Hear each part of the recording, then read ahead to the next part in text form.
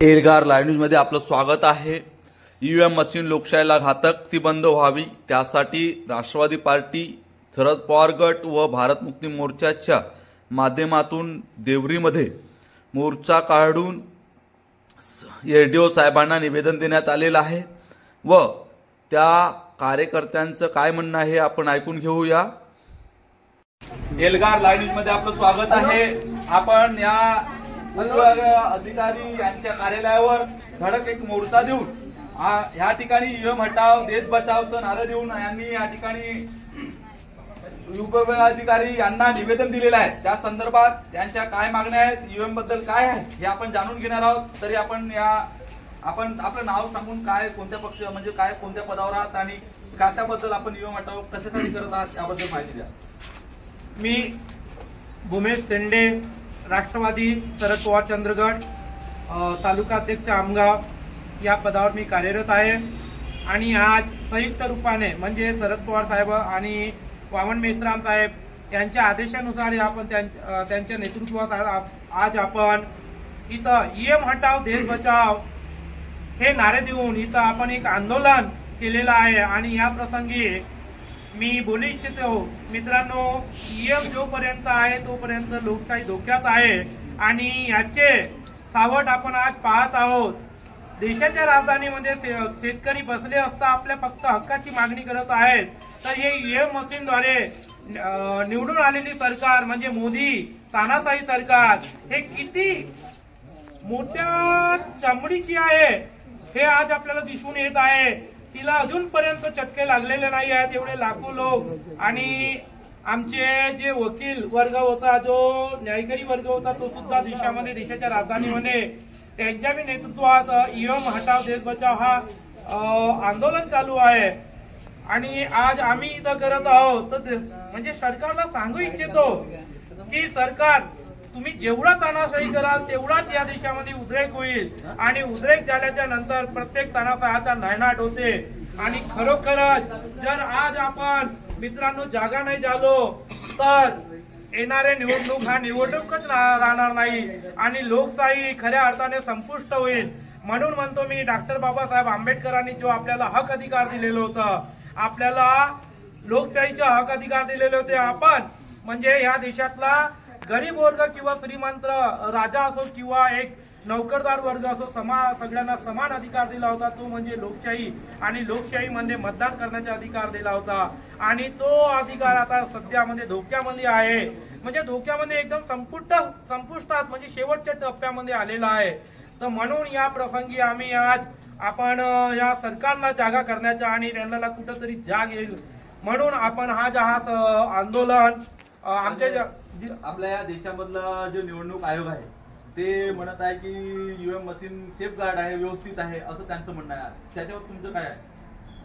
त्यांना सेफ आहे असं म्हणलेले आहेत पण आमचा त्यांच्यावर विश्वास नाही। मग त्यांना आहे तर ईव्हीएम पॅड लावलेला आहे पण ईव्हीएम पॅड येणारा म्हणजे ईव्हीएम पॅड मशीन मधून जे पर्ची येईल आणि ते पर्चीची मतमोजणी होईल तेव्हाच आमच्या त्या ईव्हीएम मशीनवर विश्वास राहील, अन्यथा नाही तर आमची जी आधी संस्कृती होती जी आमची लोकशाहीमध्ये बॅलेट पेपर तोच चुनाव व्हावा। कारण जपान असो, अमेरिका असो, इटली असो, फ्रान्स असो या सगळ्या देशामध्ये जे विकसित देश आहे त्यामध्ये बॅलेट पेपरना चुनाव होत आहे आणि आमचा हा देश मागासलेला आहे। या देशामध्ये ईव्हीएम मशीनना होत आहे चुनाव, म्हणजे या कुठंतरी लोकशाहीचा म्हणजे गळा घोटण्याचा हा काम करत आहेत आणि हे नरेंद्र मोदी हे एवढे माजलेले आहे, त्यांना एवढा माज चढलेला आहे, तर हा माज उतराचा काम आज आम्ही या देवरी या ठिकाणावर म्हणजे देवरी या तहसील कार्यालयाच्या समोर आम्ही केलेला आहे आणि आज आम्ही इथून शेकडो असलो तरी आम्ही शेकडो लाखोच्या बरोबर होतो आणि येणाऱ्या काळामध्ये आम्ही हे लाखोची संख्या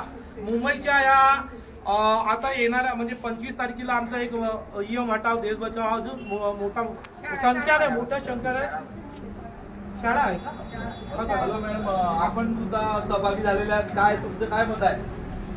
सर आमचं मत एवढंच आहे की आम्हाला बॅलेट पेपरवर निवडणुका पाहिजे आणि ईव्हीएम मशीनवर आमचा विश्वास नाही आणि लोकशाहीमध्ये लोकांच्या मताला किंमत असते पण गव्हर्नमेंट लोकांच्या मताला मानत नाही आणि लोकशाहीमध्ये लोकशाहीची हत्या करण्यात येत आहे ईव्हीएमच्या माध्यमातून. कारण की ही सरकार, मी मोदी सरकार म्हणणार नाही, ही भाजप सरकार म्हणणार. कारण की ही भाजप सरकार आज 10 वर्ष झाले या देशामध्ये राज्य करत आहे आणि कोणत्याच बेरोजगार किंवा नोकरशाही कोणालाच घाबरत नाही, ना महिलांना घाबरत, ना कर्मचाऱ्यांना घाबरत, ना कुणालाच घाबरत आहे. कारण त्यांच्या हातात ईव्हीएम आहे आणि ईव्हीएम त्यांच्या हातात असल्यामुळे ते कुणाला घाबरत नाही. ज्या दिवशी बॅलेट पेपर लागू होईल ह्या सरकारला ह्या लोकांच्या समोर झुकावं लागेल आणि लोकशाहीमध्ये त्यांना लोकांना महत्व देण्यात येईल. आणि आम्हाला लोकांना महत्व का बरं नाही या देशामध्ये? कारण की आमच्या मताला किंमत राहिली नाही.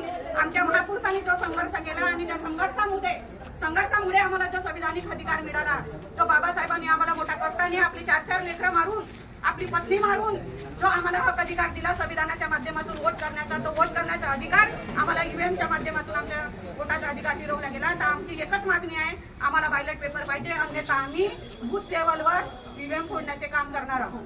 तर आपण जो आंदोलन करत आहात, तर काय खरं वाटतं की सरकार ईव्हीएम मशीन बंद करणार? अगर ईवीएम सरकार ने बंद नहीं किया तो ईवीएम से इस तरीके से लोकतंत्र को जो खतरा है, अगर ये नहीं किया गया तो हम ये मशीन खोलने का काम करेंगे. उसके बाद सरकार प्रशासन जो भी कार्रवाई करना चाहे वो कर सकता है, क्योंकि ईवीएम से लोकतंत्र खतरे में है. अभी आपको मालूम होगा कि अभी जो दिल्ली में जो ईवीएम का आंदोलन हुआ था, तो निवडणूक आयोग ने 4000 5000 जो पुलिस यंत्रणा है, जो पूरी डिपार्टमेंट, वो उधर मिजोरम वगैरह को भेजना है. इसके बारे में सरकार उनको माने आपको क्या लगता है? जितने भी देश में आंदोलन हो रहे, किसान आंदोलन हो, ईवीएम के विरोध भी जो दिल्ली में आंदोलन हो, उसको किसान सिर्फ पुलिस प्रशासन के माध्यम से उसका गलत उपयोग करके जनता और किसानों को डराने का काम कर रही है. लेकिन न इस देश का किसान डरने वाला है, न इस देश में लोकतंत्र को बचाने वाले पार्टी है जैसे वामन मित्रम जी, शरद पवार साहब है और अन्य जो हमारे नेता हैं, वो हमारे कंधे के पीछे खड़े हुए हैं. और न हम डरने वाले, न मोदी अमित शाह की इस जो गुंडागर्दी जो राज है, इससे कोई डरने वाला नहीं है. हम अगर इस तरीके से ईवीएम बंद नहीं हुई और जिस तरीके से चुनाव प्रक्रिया शुरू है और नहीं बंद हुई तो हम ईवीएम को तोड़ेंगे. तो आपण या ठिकाणी आलेलो आहोत आणि या ठिकाणी ईव्हीएम हटावच्या बाबतीत आहेत. आणि जर ईव्हीएम जर सरकारने हटवली नाही तर या राष्ट्रवादी आणि भारत मुक्ती मोर्चाच्या माध्यमातून प्रत्येक कार्यालयातील ईव्हीएम मशीन फोडण्यात येईल, अशा पद्धतीचे यांचं आज आपण या ठिकाणी ऐकून घेतलं.